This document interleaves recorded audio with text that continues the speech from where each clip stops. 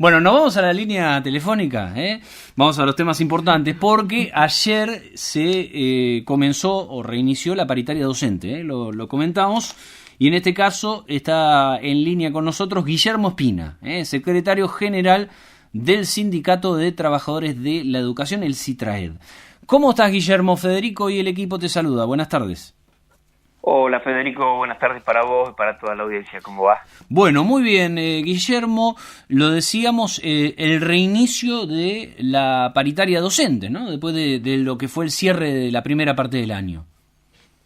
Tal cual, en el día de ayer a las 14:30 en el edificio de Vialidad Provincial se reinició la paritaria.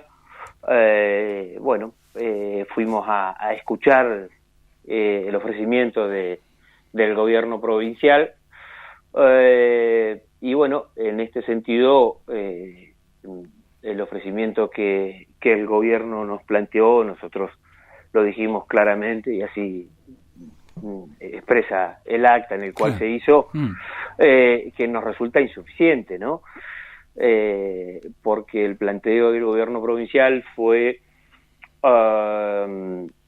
igualar o que los índices de incremento sean lo que da el IPC. Claro, sí. La realidad es que eso debería ser simplemente un garantizado, porque eso no representa una recomposición salarial, ¿no? Nosotros planteamos que es necesario que se genere la recomposición salarial. Para lograr esto tenemos que estar por encima de esos niveles, ¿no? Sí. Ahora, Guillermo, para hablar justamente de los números o de lo que va a venir en la proyección, el gobierno o el Ministerio de Educación expresaba lo siguiente, ¿no? Junto al Ministerio de Economía, decía, en esta primera parte del año los docentes tuvieron un aumento del 16%, decía Punta hoy. 16%. Si hablamos del salario inicial, estamos en un 28,6%, bueno, por ahí. ¿Estos números son así? ¿Comparten esa misma información ustedes? A ver, lo que el gobierno provincial está planteando es que no nos olvidemos que existe un salario garantizado para el docente, de que ningún docente debe cobrar menos de 700.000 pesos. Sí. ¿Sí? Perdón, ¿eso para un cargo? Incluso con un cargo. Eso para el docente que recién inicia no puede cobrar menos de 700.000 pesos. Sí, por eso, pero con un cargo. Con un cargo, no sé, 4 horas ya empieza de 700. Exactamente. Okay. Ahora bien, esto es así. Lo que sucede es que esto no es el básico. Nosotros el básico testigo que nosotros tenemos y que de ahí se le aplican antigüedad, zona y el resto de los ítems, está alrededor de los 288.000 pesos más, pesos menos, por ahí está. Con lo cual, el que recién inicia sí está cobrando 700.000 pesos, pero esto produce un achatamiento de la pirámide salarial, donde el docente con 15 años de antigüedad, como no se le toma ese mínimo de 700.000 pesos, está cobrando tal vez una pequeña diferencia de esos 700, a lo mejor está cobrando 800 o sí. 850.000 pesos. Entonces, Guillermo, me dijiste que el básico inicial está en 282.000, ¿no? 288.011. Sí. Ahora, te pregunto, ese índice IPC, ¿no? Para adelante, ¿se aplicaría sobre este salario básico, que para un ingresante es de 288.000, o sobre el salario de bolsillo? Pues no es lo mismo, ¿eh? Exactamente, se aplicaría sobre el básico, por eso nosotros decimos que es insuficiente. Okay, nosotros decimos que es insuficiente. Para el docente que tiene antigüedad, la realidad que no representa prácticamente nada, ¿no? En el bolsillo estamos hablando de 4.000 o 5.000 pesos, cálculos más, cálculos menos, ese es el valor que representaría en el bolsillo. A ver, para Guillermo, 4.000 o 5.000 pesos le representaría el 1.6. En 1.6. ¿En un mes a quién? ¿A un ingresante? Claro, al básico. Al básico. Claro, ya sea del ingresante o del docente que tiene 25 años, porque es el mismo básico testigo. Ah, claro. O sea, vos me decís, ¿sí?, que en términos de plata son 5.000 pesos más en un mes. Sí, después a eso hay que agregarle la antigüedad, que ahí hay una diferencia. Para el que recién ingresa tiene menos, pero para el que tiene, supongamos, 25 años de antigüedad, que está a punto de jubilarse, tiene una antigüedad de un 150%. Entonces, ese 5 va a ser un poco más, ¿verdad? Claro. Sí. Pero depende de cada uno de los casos.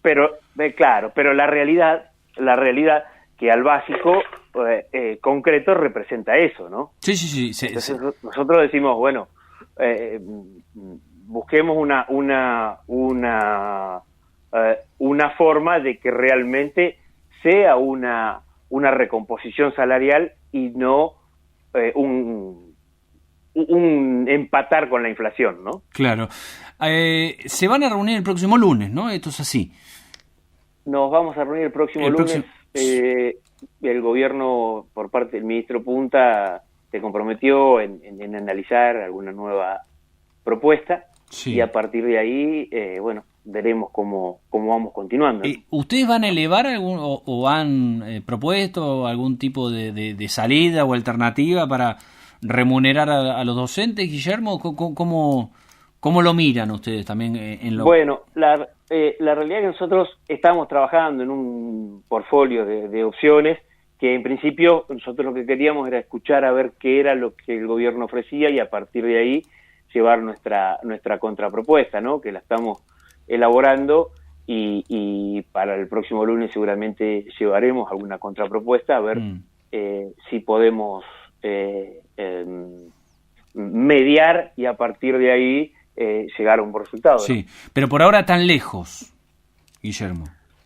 Por ahora no es lo que esperábamos, ¿no? Por ahora no es lo que esperábamos, creemos que tiene que ser otro incremento en virtud de la realidad económica que se vive, ¿no? Uh-huh. En virtud del bolsillo de cada uno de los trabajadores y de la realidad cuando vamos al supermercado o cuando pagamos los servicios, sí, ¿no? Te pregunto, Guillermo, porque esto no lo digo por ustedes, pero por eso está bueno ver la posición del CITRAED en este punto. Algunos gremios mayoritarios, se hablaba puntualmente de ATECH, que iba a consultar a las bases, incluso la posibilidad de decir, bueno, no empezamos, ¿no? Las clases después del receso, o lo vamos a evaluar, de acuerdo a que la propuesta fue insuficiente y el lunes recién se van a reunir. ¿Ustedes creen que, hay espacio todavía para una retención de servicios, un nuevo paro en esta realidad de negociación? A ver, nosotros en esto somos cautelosos en el sentido de que no queremos que suceda lo que sucedió en la paritaria anterior, ¿verdad? Mientras uno está en paritaria, mientras uno está en instancia de negociación, el generar una medida de fuerza implica una ruptura de esta mesa de negociación. Así lo plantea la ley. Uh-huh. Entonces, creemos que es necesario primero agotar todas las instancias de diálogo y a partir de ahí, si con las instancias de diálogo ya agotadas no se llegó a un acuerdo, bueno, a partir de ahí analizaremos qué medidas de fuerza si tomaremos o no y qué tipo de medidas de fuerza haremos, ¿no? Sí. Porque si no nos vamos a encontrar con que pasó en la paritaria anterior donde se generó una medida de fuerza y se terminó haciendo una conciliación obligatoria de los gremios que acatamos esa conciliación obligatoria y hubo gremios que no estuvieron en esa mesa de negociación, uh-huh, ¿no? Porque no acataron, sí, esta conciliación obligatoria. Entonces, nosotros pretendemos que el diálogo se siga manteniendo y una vez que se agote todas las instancias de diálogo, bueno, evaluaremos cuáles son las medidas a llevar adelante, ¿no? Te pregunto, Guillermo, porque esto es importante también. La situación de la escuela y la infraestructura, ¿están ustedes al tanto? ¿Hay un relevamiento del gobierno? ¿Se lo han traspasado a ustedes? Porque esto será una información importante a la hora de reiniciar las clases, ¿no? Para no encontrarse después un panorama de dificultades edilicias. Sí, tal cual. Esto lo venimos charlando con el Ministerio y bueno, hay obras que se están realizando, algunas vienen más demoradas que otras. En general, que lo que nos plantea desde infraestructura del Ministerio, todo lo relacionado al el tema de gas es complejo, porque en algunas escuelas y sobre todo en la zona de la cordillera no hay suministro de gas natural, están colocados con Zeppelin, y se había suscitado una situación porque eso lo tenía YPF Gas, y YPF al irse digamos, por esta cuestión a nivel nacional, al irse de la provincia dejó de suministrar esto, hubo que conseguir un nuevo proveedor, entonces demoró más tiempo. Estas son las explicaciones que nos han dado, ¿no? Demoró más tiempo de lo que claro, normalmente se podía solucionar. Ojo, Guillermo, las explicaciones, más allá de las explicaciones hay que encontrar las soluciones, ¿no? Porque, bueno, tal cual. Para tal eso cual. están. Entonces, bueno, ¿no? Para eso están. Tal cual. Entonces, bueno, en principio estarían en vía de solución, esto es lo que nos plantearon, y después hay algunas escuelas que se están haciendo reparaciones, algunas reparaciones menores y otras que son incluso que ya venían con antelación de hasta me atrevería a decir en algunos casos de otras gestiones que no se habían hecho, y se están llevando adelante. Bien. La realidad es que todos los años siempre tenemos puntos de conflicto, todos los años tenemos siempre situaciones extremas que o no son previstas por el Ministerio o que suceden porque también es cierto, y esto lo veníamos nosotros planteando ya de hace varios años, que el mantenimiento real de los establecimientos no eran tales, ¿no? Se iban solucionando las cuestiones puntuales y el mantenimiento no se realizaba. Entonces pasa que ha sucedido que en muchas escuelas durante muchos años no se le ha hecho mantenimiento más allá de las reparaciones puntuales. Entonces nos encontramos con esta realidad también, ¿no? Guillermo, gracias por la comunicación. Te mando un saludo. No, gracias a usted y bueno, a disposición como siempre. Hasta luego. Ahí pasaba Guillermo Espina, el titular de CITRAED, habló con nosotros acerca de la paritaria de educación que continúa el próximo lunes.